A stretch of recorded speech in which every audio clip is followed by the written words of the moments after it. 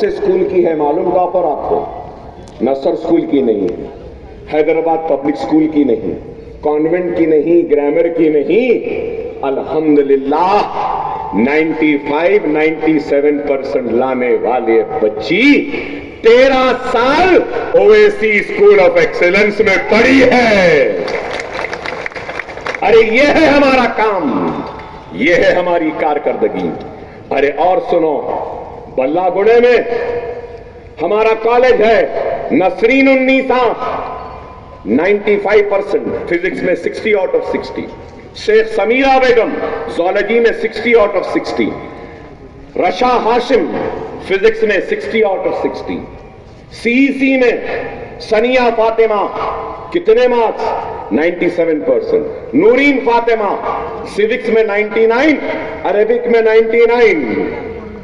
अरे आप अंदाजा लगाओ, यहां बाईपीसी में बच्चा एक तौसीफ शाहिदी फिजिक्स में 60 आउट ऑफ 60, बॉटनी में 60 आउट ऑफ 60, अरेबिक में 99। अंदाजा लगाइए, मोहम्मद अब्दुल समी ये भी 90%, खमर अकील एमपीसी में फिजिक्स में 66, 95%, सीईसी में भी 85% के कई मार्क्स। अरे बताओ, अरे मैं मजबूर हूं बोलने के लिए, मैं जानता हूं यहां पर बहुत से लोग कड़क चाय, नरम चाय, चाय की पत्ती, चाय का केतली, चाय का चुल्ला, चाय सुन रहे हैं, लेकिन मैं आज उस चाय से, उस चाय के चुल्ले से, उस चाय की पत्ती से, उस चाय के पानी से हटकर बयान कर रहा हूं, क्योंकि सवाल करते हो कि क्या किया, तो बता रहा हूं ये किया। ये काम है 10th की फ्री कोचिंग, 10th के नतीजे आए 87% परसेंटेज है ओवैसी स्कूल ऑफ एक्सीलेंस का रिजल्ट। ये मेरा काम है। अब ये साल और 2 जूनियर कॉलेजेस का आगाज हो रहा है, एक सालारे मिल्लत मुराद महल तालाब कट्टे के कैंपस में जो याकुतपुरे में आता है, और एक फख्रे मिल्लत जो चार मीनार असेंबली में आता है। और इस साल 2 डिग्री कॉलेजेस भी आ रहे हैं। डिग्री कॉलेजेस में nutrition, BSc nutrition, BSc biotechnology,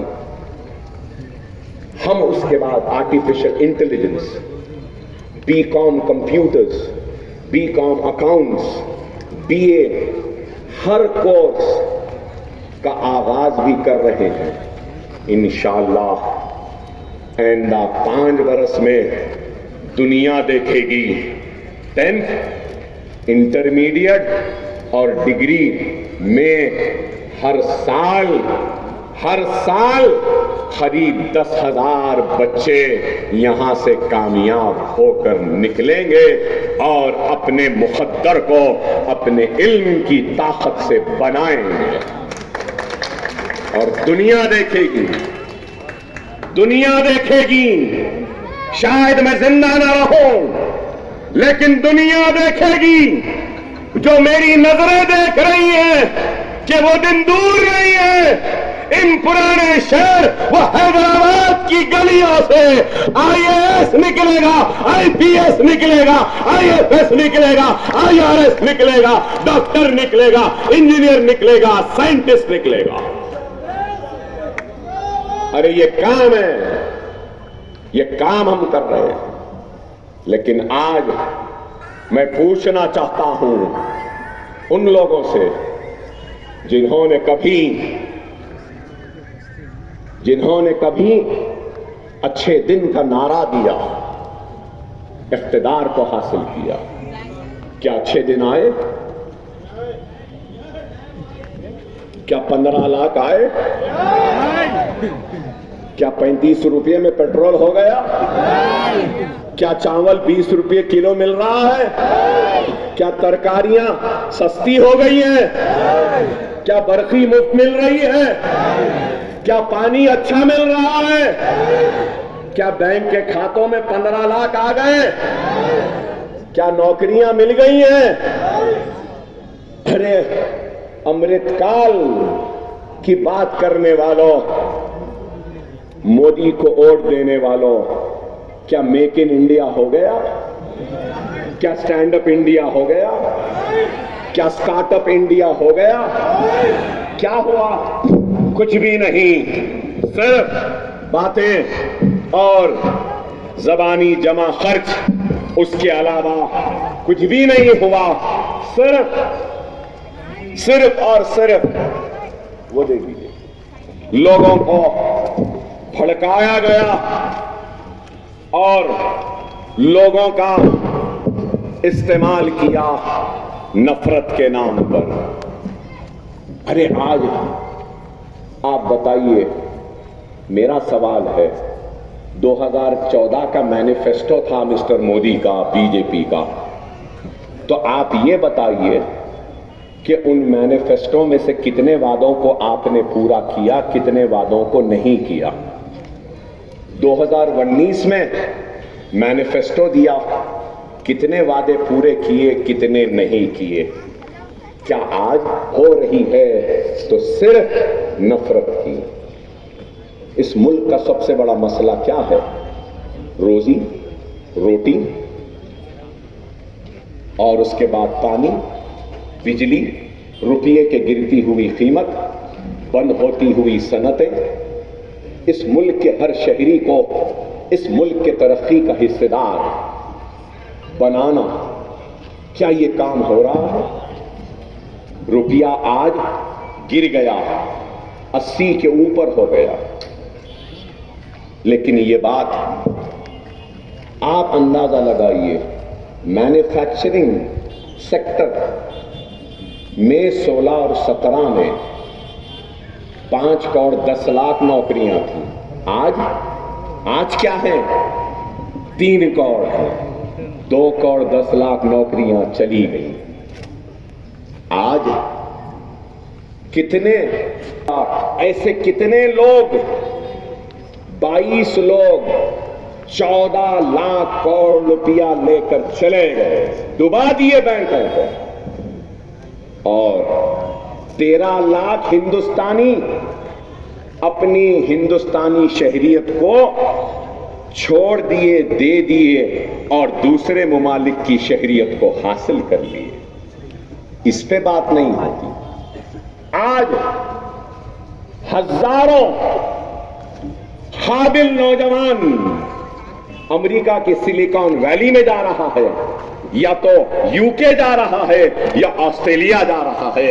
ये बड़ी खुशी खुशी जाते हैं और हिंदुस्तानियों से मुखातिब करते हैं। अरे मैं तो कहूंगा ये शर्म की बात है कि मेरा हिंदुस्तानी मेरे हिंदुस्तान को छोड़कर दूसरे मुल्क में जा रहा है। काश उसको नौकरियां मिल जाती तो वो सिलिकॉन वैली ना जाता, काश उसको मौका मिल जाता तो वो गूगल में या माइक्रोसॉफ्ट का हेड नहीं बनता, वो हिंदुस्तान में अपनी कंपनी डालकर हिंदुस्तान की मईशत को इस्तेहकाम बख्शा। मोदी कितने डैम बनाए? एक भी डैम नहीं बना। सुनो, 1200 क्यूबिक लीटर पानी अल्लाह बरसाता है। कितना? 1200 बिलियन क्यूबिक लीटर। उसमें से सिर्फ 33% पीने के लिए, ज़राअत के लिए और सनत के लिए इस्तेमाल हो रहा है। 65% से ज़ायद पानी समुंदर में जा रहा है। क्या ये है? डैम बनाना था, बिजली बनाना था, है क्या जवाब? दो ना जवाब। नहीं देते। सिर्फ क्या? मुसलमान, रजाकार, कुरान, शरीयत, घुसपैठी, बच्चा पैदा करने वाले। आप बताओ क्या है? मुल्क को कहां ले जा रहे? अरे हमको इस मुल्क से मोहब्बत है, हम इस मुल्क के थे, हैं और रहेंगे। किसी के बाप की जागीर नहीं है, न मेरी जागीर है ये मुल्क, न नरेंद्र मोदी तेरी जागीर है। ये मुल्क है माथे पे तिलक लगाने वाले का जितना हक है, सर पे टोपी पहन कर दाढ़ी पहनने वाले का भी उतना ही हक है। ये मुल्क हिंदू का भी है, ये मुल्क मुसलमान का भी है, ये मुल्क ईसाई का भी है, ये मुल्क सिख का भी है, ये मुल्क पारसी का भी है। ये मुल्क तेरा नहीं है नरेंद्र मोदी। सिर्फ बातें, ऐसा हो जाएगा वैसा हो जाएगा, मुसलमानों से मंगलसूत्र खींच लेंगे, मुसलमानों को देंगे। अरे मेरा हिंदू भाई ताकतवर है, यहां बैठे हैं ना हमारे हिंदू भाई, है ना? क्या आपकी बहन, मां और बेटी का अगर कोई मंगलसूत्र छीनेगा तो आप छीनने देंगे?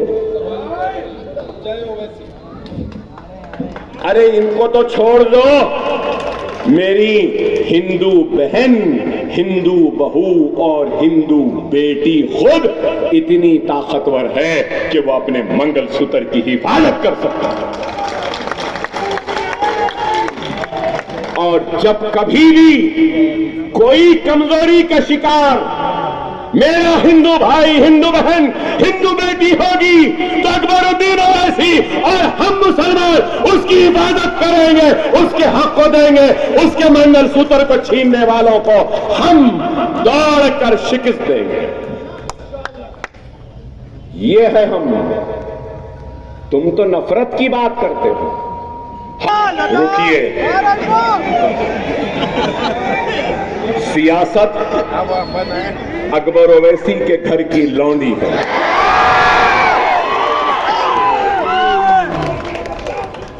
सियासत अकबर ओवैसी के घर की लौंडी है। मेरे बाप ने मुझे बताया, सही वक्त पे सही फैसले को ही सियासत कहते हैं। और जिनकी सियासी मौत हो चुकी है, उन मुर्दों में अकबर ओवैसी अपने अल्फाज की जान नहीं डालना चाहता।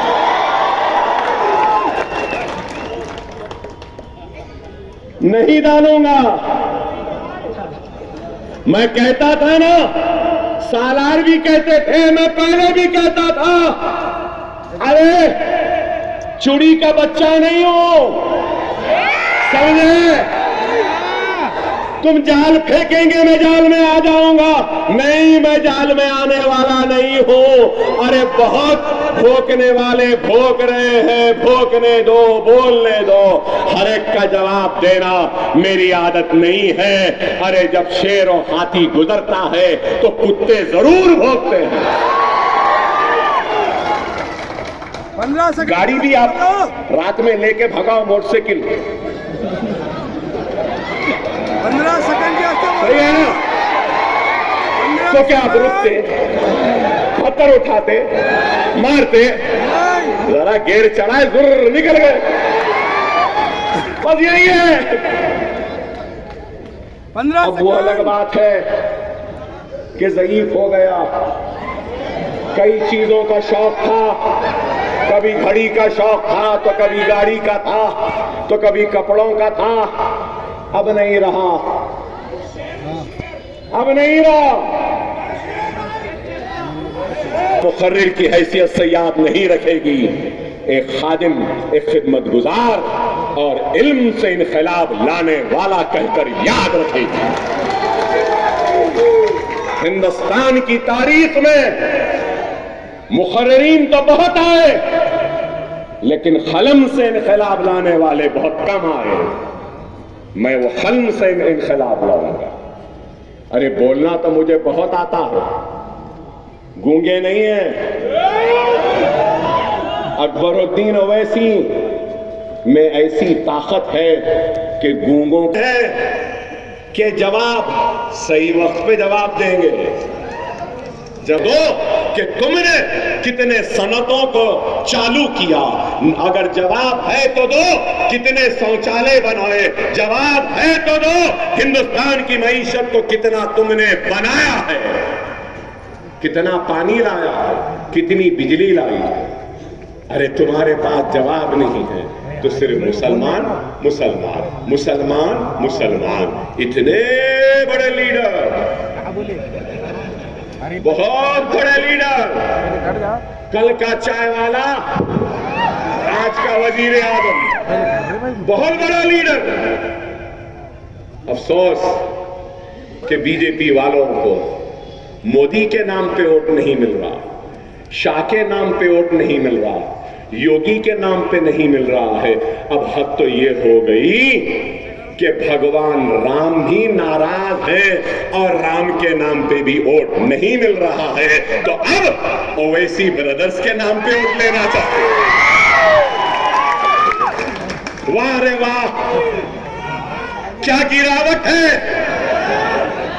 ये तो रुपये से ज्यादा गिर गए। आप बताओ, ओवैसी ब्रदर्स अलमदद कर रहे हैं, हम कुछ नहीं बोलेंगे। अरे करो, काम करो। वक्त आ गया, अपने आप को कहता था मैं फकीर हूं, झोला लिया चला जाऊंगा।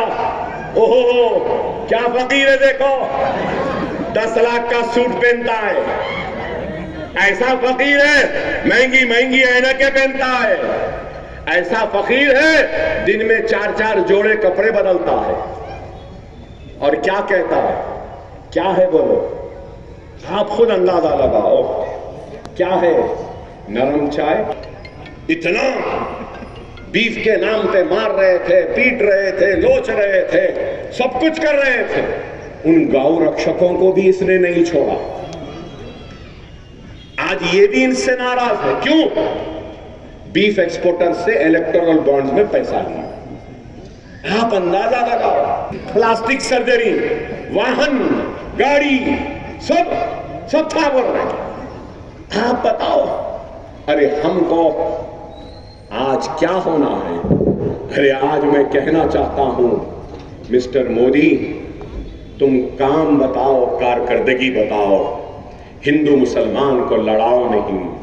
मुझे ऐसा दिखता है कि वो लोग जो इस मुल्क के तकसीम के जिम्मेदार थे, उनकी आत्माएं आज मोदी में दाखिल हो गई कि वो आज इस मुल्क के हिंदू, मुसलमान, सिख, ईसाई को बांटकर अपने इख्तिदार को हासिल करना चाहता है।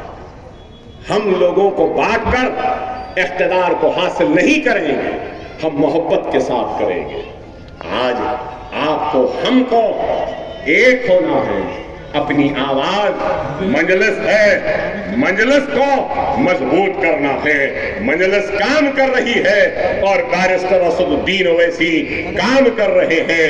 और हमको और आपको मुनज़्ज़म होना है, मुत्तहिद होना है। और 13 तारीख को आसमान में सिर्फ पतंग पतंग पतंग पतंग रहेगी और पतंग ही उड़ेगी इंशाअल्लाह। कल खिलवत में मजलिस का जलसा है, आखिरी तकरीर, चाय चाय चाय चाय, चाय की पका चुल्ला, चाय का पका पत्ती, चाय का चुल्ला, सब कल बयान होगा। आप सबका शुक्रिया। अस्सलाम वालेकुम।